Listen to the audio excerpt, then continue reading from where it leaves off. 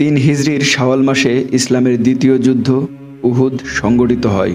মদিনার মসজিদে নববী থেকে উত্তরে 5 কিলোমিটার দূরে উহুদের প্রান্তর। বদর যুদ্ধের ঠিক 1 বছর পর উহুদ যুদ্ধ হয়। মক্কার অমুসলিম ও মদিনার মুসলিমদের মধ্যে এই যুদ্ধ সংগঠিত হয়। বদর যুদ্ধের পরাজয়ের শোক মক্কার জনগণ মানতে পারছিলেন না। এই যুদ্ধে বেঁচে যাওয়া নেতারা পরামর্শ করলেন, আবু সুফিয়ানের বাণিজ্য কাফেলায় যাদের ব্যবসা রয়েছে তারা শুধু মূলধন ফেরত পাবেন এবং লাভ্যাংশের টাকায় সামরিক শক্তি অর্জন করে মুসলমানদের উপর প্রতিশোধ নেওয়া হবে। ঘরে ঘরে যুদ্ধের প্রস্তুতি শুরু হয়ে গেল। কিনানা ও হিতামা গোত্রের লোকেরা একেবারে প্রস্তুত হয়ে গেলেন। হাবশিরা বর্ষা নিক্ষেপে পারদর্শী, তাদের তীর লক্ষ্যভ্রষ্ট হয় না। তাই ওয়াহশী নামের এক হাবশী কৃতদাসকে মুসলমানদের হত্যার বদলে মুক্তির প্রলোভন দেয়া হয়। যুদ্ধের সার্বিক প্রস্তুতি শেষে মদিনার দিকে রওনা হয় আবু সুফিয়ানের নেতৃত্বে 3000-এর বেশি যোদ্ধা। তাদের মধ্যে 700 যোদ্ধা ছিল বর্ম পরিহিত, ছিল 200 ঘোড়া ও 3000 উট। সঙ্গে নেওয়া হলো নারীদের। তাদের কাজ ছিল গানে গানে যোদ্ধাদের মনোবল চাঙ্গা করা। অপরদিকে মুসলিম বাহিনীর মোট সেনা সংখ্যা ছিল 1000। এর মধ্যে 100 জন বর্ম পরিহিত ছিলেন এবং 50 জন ছিলেন অশ্বারোহী। হযরত মুহাম্মদ সাল্লাল্লাহু আলাইহি সাল্লাম মুসলিম বাহিনীকে 3 ভাগে বিভক্ত করেন। এগুলো হলো মুজাহির বাহিনী, আউস বাহিনী, খাজরাজ বাহিনী। এই 3 বাহিনীর সেনাপতি ছিলেন যথাক্রমে মুসআব ইবনে উমায়ের, উসাইদ ইবনে হুজাইর ও হুবাব ইবনে মুনজির। মুসলিম বাহিনী মদিনা থেকে যুদ্ধের জন্য বের হয়। তারা সাওত নামক স্থানে পৌঁছানোর পর যুদ্ধে অস্বীকৃতি জানান আবদুল্লাহ ইবনে উবাই এবং তিনি তার 300 অনুসারী নিয়ে দল ত্যাগ করেন। তখন বাকি 700 সৈনিক নিয়ে মুসলিমরা উহুদের দিকে যাত্রা করেন। যাত্রাপথে প্রতিপক্ষের মুখোমুখি না হওয়ার জন্য ভিন্ন ভিন্ন পথ অবলম্বন করা হয় এবং পথ প্রদর্শক ছিলেন আবু খাইসামা। এ সময় প্রতিপক্ষকে পশ্চিমে ছেড়ে দিয়ে বনি হারিসা গোত্রের শস্য ক্ষেতের মধ্য দিয়ে ভিন্ন একটি পথ অবলম্বন করে উহুদের দিকে মুসলিম বাহিনীর নিয়ে যাওয়া হয়। মল্লযুদ্ধের শুরুতে অমুসলিম বাহিনীর পতাকাধারী তালহা ইবনে আবি তালহা এগিয়ে এলে হযরত আলী রাদিয়াল্লাহু তাআলা আনহু তাকে আক্রমণ করেন। এতে তালহা নিহত হন। আবু সুফিয়ানের অশ্বারোহী বাহিনী দুবার গিরিপথে প্রবেশের চেষ্টা করে ব্যর্থ হয়ে ফিরে গেল। তারা রণে ভঙ্গ দিয়ে পালাতে লাগলো।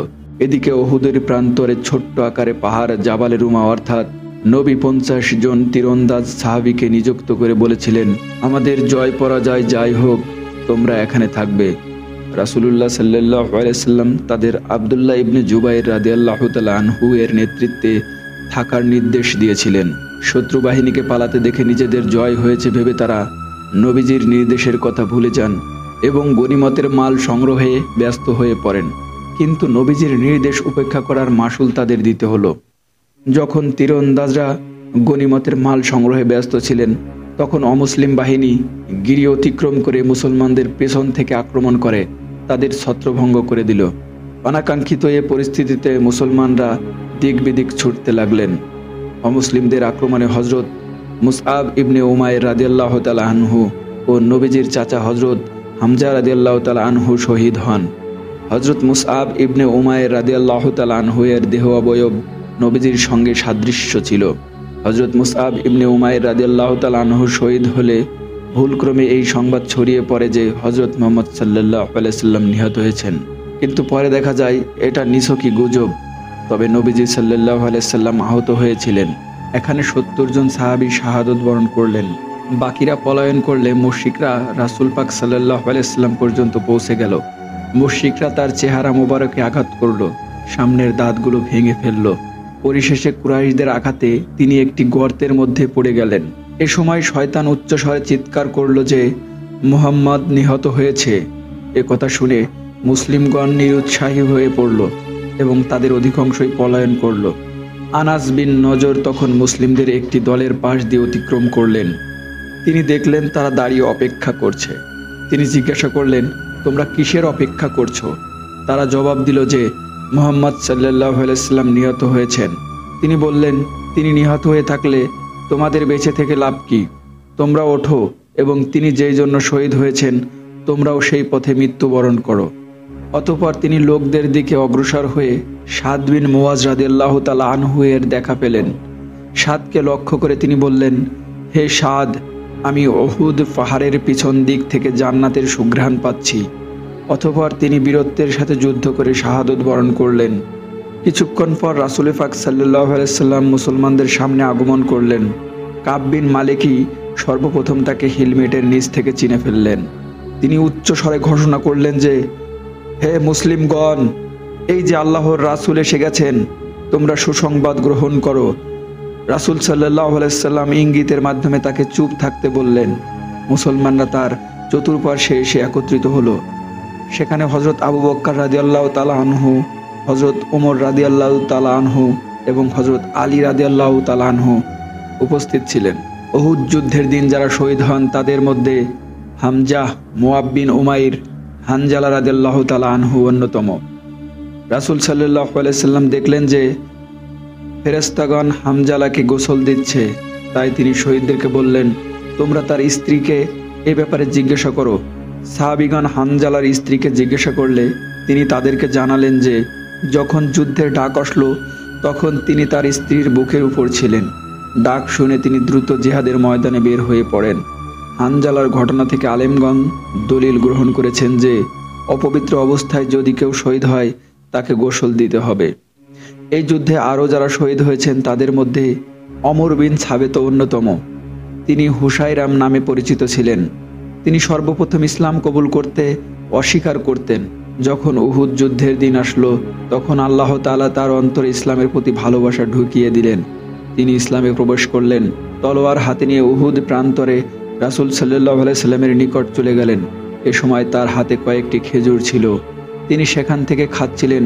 খেজুরগুলো তিনি এই বলে ফেলে দিলেন যে, আমি যদি এগুলো শেষ করা পর্যন্ত বেঁচে থাকি তাহলে তা হবে এক দীর্ঘ জীবন। অতঃপর তিনি বীরত্বের সাথে যুদ্ধ করে মারাত্মকভাবে আহত হয়ে পড়ে গেলেন। তার প্রকৃত অবস্থা সম্পর্কে কেউ অবগত ছিল না। যুদ্ধ শেষে তার গোত্রীয় লোকেরা শহীদদের মধ্যে স্বজনদের খোঁজ করতে গিয়ে উসাইরামকে পেয়ে গেলেন। তখনও তার রূহ বের হয়ে যায়নি। তারা বলে উঠল, আল্লাহর শপথ, এ দেখছি উসাইরাম। সে এখানে কি জন্য আসলো? ইতিপূর্বে তাকে তো আমরা ইসলামের প্রতি নাখোশ অবস্থায় দেখেছি। অতঃপর তারা তাকে সরাসরি জিজ্ঞাসা করল, হে উসাইরাম, তুমি কি কারণে উহুদ প্রান্তরে এসেছিলে? তোমার নিজের গোত্রের লোকদের রক্ষা করতে, না ইসলামের প্রতি অনুরাগী হয়ে? সে উত্তর দিল, বরং ইসলামকে ভালোবেসে এবং এতে অনুরাগী হয়ে। আমি আল্লাহর প্রতি এবং আল্লাহর রাসূলের প্রতি ঈমান এনেছি। এরপর আমি আল্লাহর রাসূলের পক্ষে যুদ্ধ করে এই অবস্থায় পৌঁছেছি। এই বলে তিনি দুনিয়া থেকে বিদায় নিলেন। সাহাবীগণ রাসূল সাল্লাল্লাহু আলাইহি সাল্লামের নিকট উসাইরামের ঘটনা বর্ণনা করলেন। তখন তিনি বললেন, উসাইরাম জান্নাতি হয়ে গেছে। আবু হুরায়রা রাদিয়াল্লাহু তাআলা আনহু বলেন, তিনি আল্লাহর জন্য একটি সিজদাও করেননি। তার সম্পর্কে আরও বলা হয়েছে, তিনি সামান্য করে বিরাট বিনিময় পেয়ে গেলেন। উহুদ যুদ্ধে আরও যারা শহীদ হয়েছেন তাদের মধ্যে রয়েছে জাবের রাদিয়াল্লাহু তাআলা আনহু এর পিতা আব্দুল্লাহ বিন ওমর বিন হারাম। তিনি বলেন, উহুদ যুদ্ধের পূর্বে আমি স্বপ্ন দেখলাম যে মুবাশশির বিন উনজির আমাকে বলেছেন, অচিরেই তুমি আমাদের সাথে মিলিত হবে। আমি বললাম, কোথায়? তিনি বললেন, জান্নাতে। আমরা জান্নাতের যেখানে ইচ্ছা ঘুরে বেড়াবো। আমি মুবাশশিরকে বললাম, তুমি কি বদরের যুদ্ধে শহীদ হয়ে যাওনি? তিনি বললেন, হ্যাঁ, তবে আমি পুনরায় জীবিত হয়েছি। স্বপ্নের বিষয়টি রাসূল সাল্লাল্লাহু আলাইহি সাল্লামকে বলা হলে তিনি বললেন, হে জাবেরের পিতা, তুমি অচিরেই আল্লাহর রাস্তায় শহীদ হবে। তিনি উহুদ যুদ্ধে শাহাদত বরণ করেন। অমর ইবনুল জামু ছিলেন একজন ল্যাংড়া সাহাবী। তার ছিল 4 জন যুবক পুত্র সন্তান। পুত্রদের সকলেই রাসূল সাল্লাল্লাহু আলাইহি সাল্লামের সকল যুদ্ধেই অংশ নিতেন। রাসূল সাল্লাল্লাহু আলাইহি সাল্লাম যখন উহুদের উদ্দেশ্যে বের হলেন তখন তিনিও তার সাথে বের হতে চাইলেন। সন্তানেরা তাকে বলল, আল্লাহ তাআলা আপনাকে যুদ্ধে না যাওয়ার অনুমতি দিয়েছেন।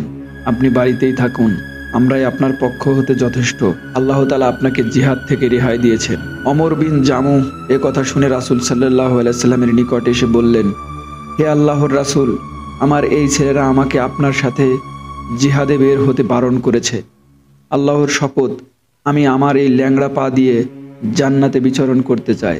রাসূল সাল্লাল্লাহু আলাইহি সাল্লাম তাকে বললেন, আল্লাহ তাআলা তোমাকে জিহাদ থেকে অব্যাহতি দিয়েছেন আর তার ছেলেদেরকে বলেছেন, তোমরা যদি তাকে জিহাদে যেতে দাও তাহলে তোমাদের কোনো ক্ষতি হবে না। সম্ভবত আল্লাহ তাআলা তাকে শাহাদতের মাধ্যমে সম্মানিত করবেন।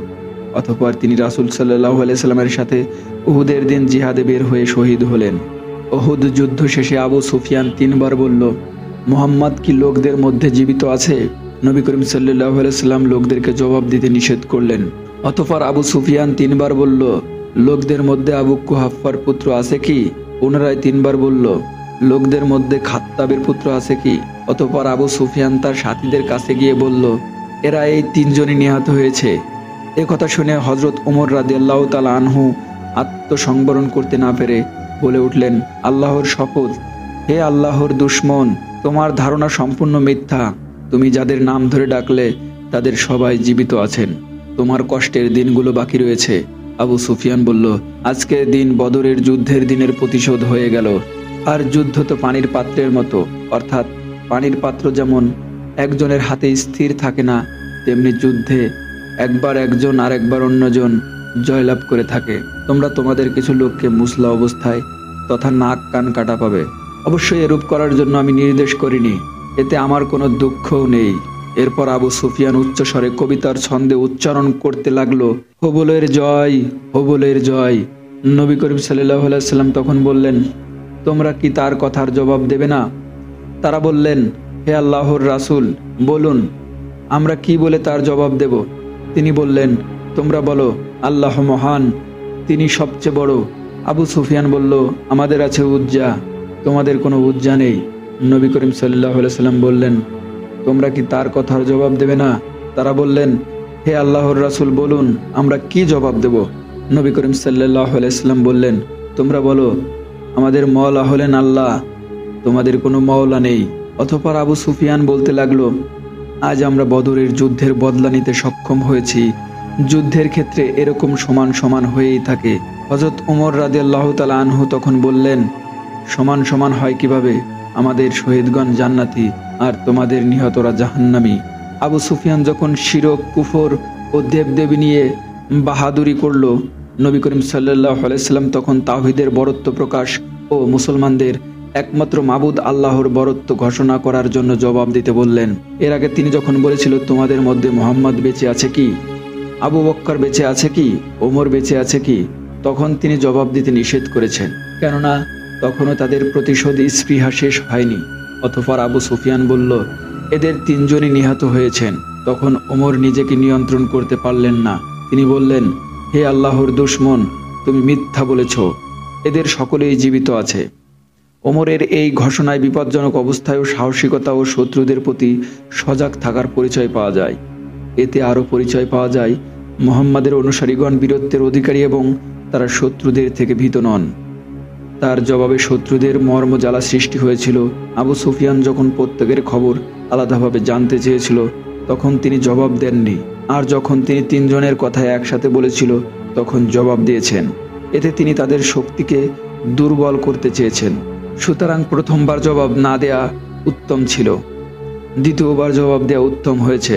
প্রথমবার জবাব না দিয়ে তিনি আবু সুফিয়ানকে অপমানিত করতে চেয়েছেন। সে যখন তাদের 3 জনকে মৃত জেনে খুশি হতে চেয়েছিল এবং অহংকার করতে চেয়েছিল, তখন জবাব দিয়ে তিনি তাকে নিরাশ করতে চেয়েছেন।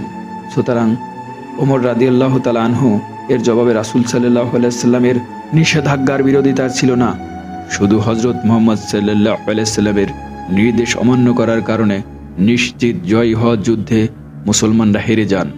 এই যুদ্ধে 70 জন সাহাবী শাহাদাত বরণ করেন।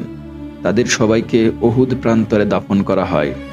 উহুদ যুদ্ধে যেসব শিক্ষণীয় বিষয় রয়েছে সে সম্পর্কে আল্লাহ তাআলা সূরা আল ইমরানের 121 নম্বর আয়াত থেকে শুরু করে 160 নম্বর আয়াতের মধ্যে বর্ণনা করেছেন।